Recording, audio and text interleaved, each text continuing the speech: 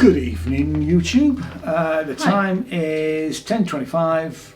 Just seen the last show of the day. This is day 11. So we've seen 6 shows today. Have we? Yeah, I think so. Oh yeah, we have. And this show was The Funny Thing About Death by Kim Kalish. Now, Kim contacted us about this and said that she'd seen one of our other videos, which was very sweet of her, and that we weren't able to get to the Greenside Press Lounge, which is where her show is. And she then sent us the press stuff, and so we booked in, and we've just been to see it. Shall I read a little bit of Yeah, you can, because you've probably got a bit more than I have.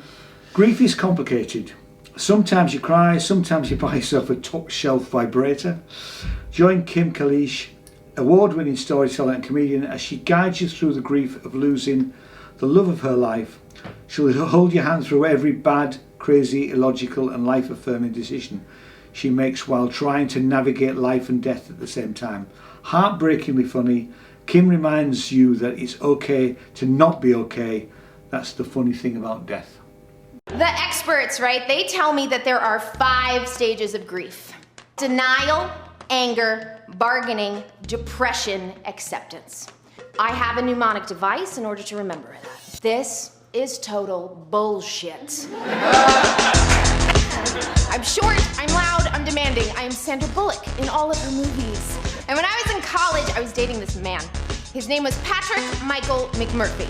He was captain of the track team, so he had thighs of a Greek god. Patrick decides to make a little toast. I have your attention? I had sex with Kim Kalish. If you take nothing else from the show tonight, please know that I am a sexual god. Patrick would call me, and he would tell me that he cheated on me with a blonde freshman. Which both of these details pissed me off royally, okay? And so that's how I moved into New York City. Absolutely brokenhearted. And I did what any good brokenhearted girl does. Sleep with everyone.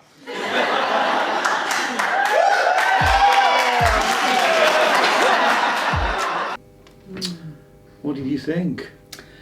Well, I thought it was a great piece. It was amazing. I mean, that sounds very cold when it's such a personal thing for her. I mean, she said the whole thing, everything she told us was true. Yeah. And we believe her in that. Oh gosh, Yeah. yes, I and do. she talked about her friends and about her partner. Yeah, because as she said, one of her ways of dealing with it was to actually write a show about it. Exactly. And she told us about the beginning of the relationship, and it was a sort of on-off thing, but they obviously really cared for each other. They really loved each other, yeah. And they loved each other. Yeah. And then he died. I mean, it's no spoiler. No. He died in an accident. An accident. So. And so it's observational in that sense that she tells us about things about her life, about them together, about her and some of her flatmates and friends and her parents turning up. And it's just, I don't know, some of these words don't seem right. I mean, it's delightful in one sense, but it's heartbreaking. Yeah. Because it's such an honest sharing of her grief. It is, I mean, and obviously she's in tears. Yeah. Because, as she said, she's not over him, and she'll probably never be over him. Yeah. But that's what grief's about, really. And it's really such a. I mean, the word I looked around, just people were in tears. It really touched people, and it's a fantastic piece of work. And. She, and there was a lot of eye contact. She does it in a very confident way. I mean, she did drama. Yeah. She did theatre with Patrick. Yeah, that's Patrick. Name.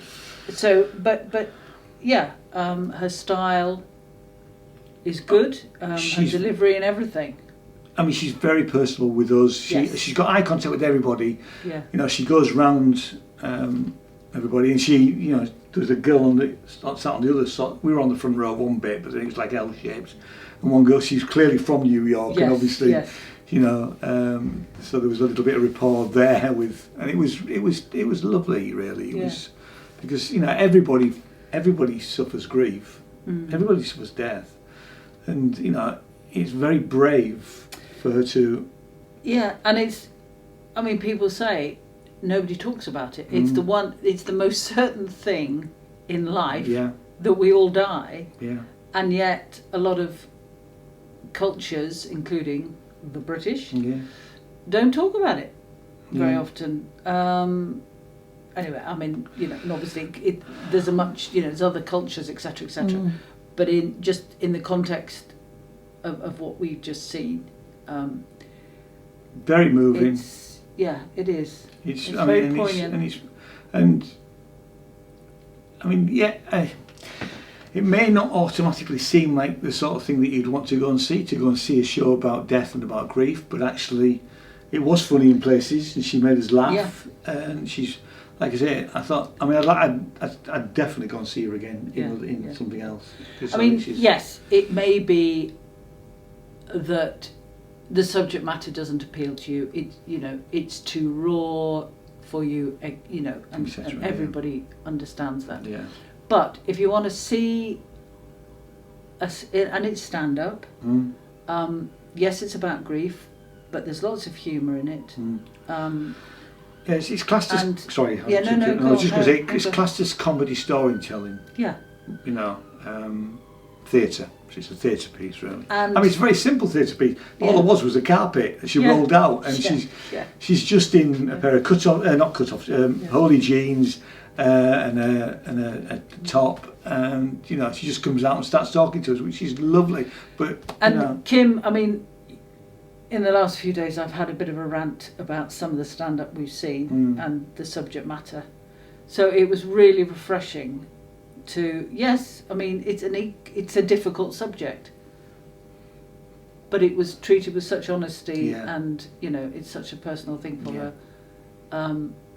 It's restored my faith in stand-up. I can't rate it highly enough. I think it's an unusual piece in one sense, but I think she's definitely worth seeing. You know, how many stars? Well, prior to us talking about it, I was thinking 3, but actually, having talked about it, I think I am going to go for a 4.